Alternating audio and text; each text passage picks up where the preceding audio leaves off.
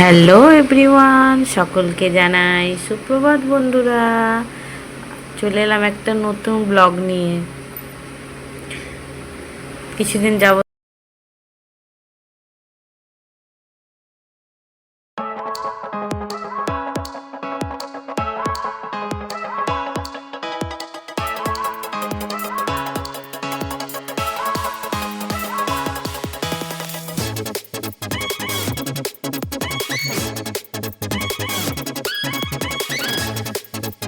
কাদের বাড়িতে এরকম ছোটো ছোটো ছেলে আছে বলো দিকে, যে সারা দিন তার পিছনে সারা দিনটা কেটে যায়। আমার তো মনে হয় যাদের বাড়িতে এরকম করে এক পিস করে আছে তাদের আর কিছু দরকার নেই, সারা দিন কেটে যায় ওদের পিছনে চেঁচাতে, বকতে, বলতে, করতে, সারা দিন কেটে যায়।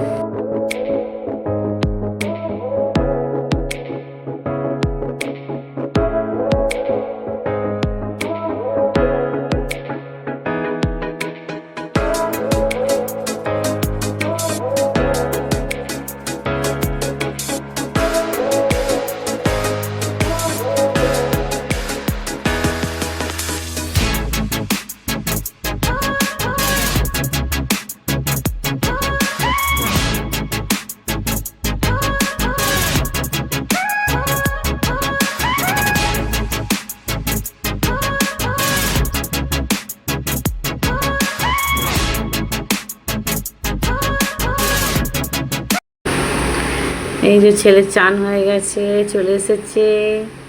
আর কেমন দেখছো খেলা করছে, জিভ ডিপ বের করে পেঁচ কাটাচ্ছে। একটু কথা বললে শুনেই না, এত সারাদিনে দুষ্টুমি করে। তো সারাদিনে দুষ্টুমি দেখতে দেখতে আমার দিন কেটে যায়। এত বলি বাবা ওরকম বই নিয়ে তো বসে তো গেছে, কিন্তু কতক্ষণ পড়বে আমি ফ্রেশ হয়ে গেছে, এবার বই নিয়ে বই অনেক চেষ্টা করে নিয়ে বসিয়েছি। ক্যামেরা দিয়ে খালি তাকাচ্ছে, বুঝতে পারছে মা শ্যুট করছে, ওই জন্য বারবার চাচ্ছে আর ক্যামেরার দিকে দেখছে। আগে যাক বসিয়ে একটু বই পড়িয়ে নিই। খুবই দুষ্টুমি করে, চঞ্চল ছেলে। আমার একটা ছেলে 100টা ছেলের সমান। এসে কেমন সমানে তাকিয়ে আছে, আবার আঙুল। এবারে এলাম রান্নাঘরটা একটু বাগিয়ে দিচ্ছি। কি তেল শেষ হয়ে গেছে, ঢালতে হবে। সারা ঘরে যে ধুয়ে রেখেছি সে নুন ভরতে হবে, সমস্ত কিছু ঝাল মশলা। আমি আমার কাজগুলো সেরে আপাতত এখন তো বসে যাবতীয় কাজ আছে, সমস্ত কিছুটা সেরে। ছোটো ছেলে থাকলে যেমন এখন কিছুই শান্তি নেই, সমস্ত কিছুই টানাটানি হচ্ছে। নুন ঝালের দরকার নেই, তাও সেগুলোকে টানাটানি করে। সেগুলোকে ব্যবস্থা করে নিয়ে বাগিয়ে গুছিয়ে দিয়ে স্নান সেরে নেব।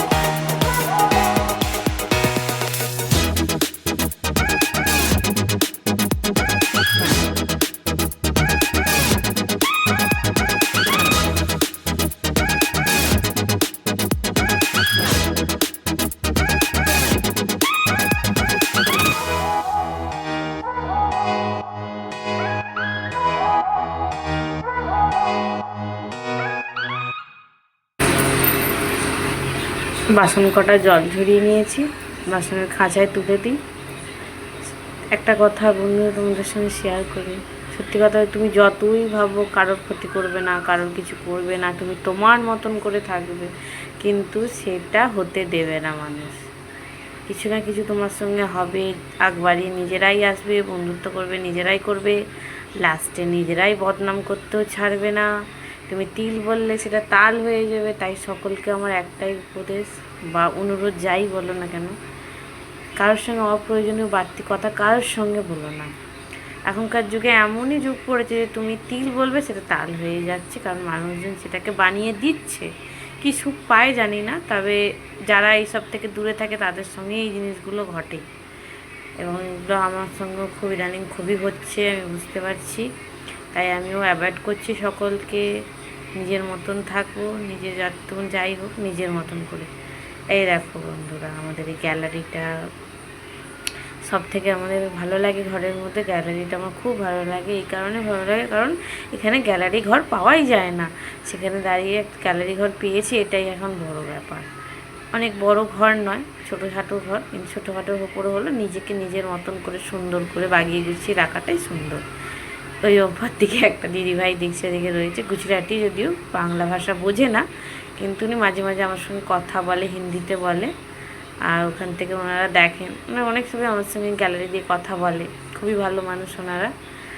আর ওই বাচ্চা মেয়েটি আছে খুবই ভালো, মেয়েটি আমাকে আবার ডাকবে, আওয়াজ করবে, সাড়া দেবে। আমি ঘরটা মুছে নিয়ে সব পরিষ্কার করে নিলাম, চান করতে যেতে হবে, পরিষ্কার করে নিচ্ছি, ঠাকুর সেবা দেওয়ার ব্যাপার আছে। ছেলেকে এক গ্লাস জল দিলাম, না বাবু জল খেয়ে নে বাবা, জল একদম খেতে চায় না, এত গরমে জলটা না খেলে হয়, জলটা তো বিশেষত খুবই দরকার, তাই জলটা দিলাম, খাচ্ছে।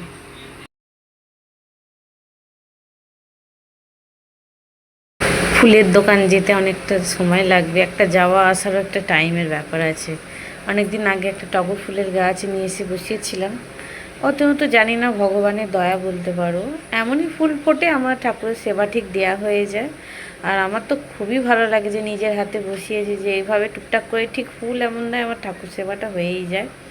আর এই বলছি না গ্যালারি, হ্যাঁ এই গ্যালারির সামনে আছে বলেই গাছটা হয়তো বেঁচে আছে, নাহলে থাকতো না, কারণ ভেতরে অনেকেরই ঘর আছে যাদের যেই কারণে তারা গাছ বসাতেই পারে না, গাছ থাকেই না দেখতে গেলে।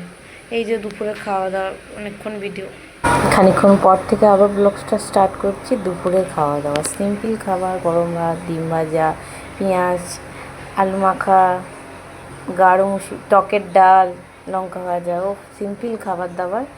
এই আমাদের খুবই ভালো লাগে, রোজ রোজ তেল মশলার জিনিসও খাওয়া ভালো নয় একদম। এই আমার ব্লগ শেষ করলাম, সকলে ভালো থেকে সুস্থ থাকো, আবার আসবো একটা নতুন ব্লগ নিয়ে, পাশে থেকো।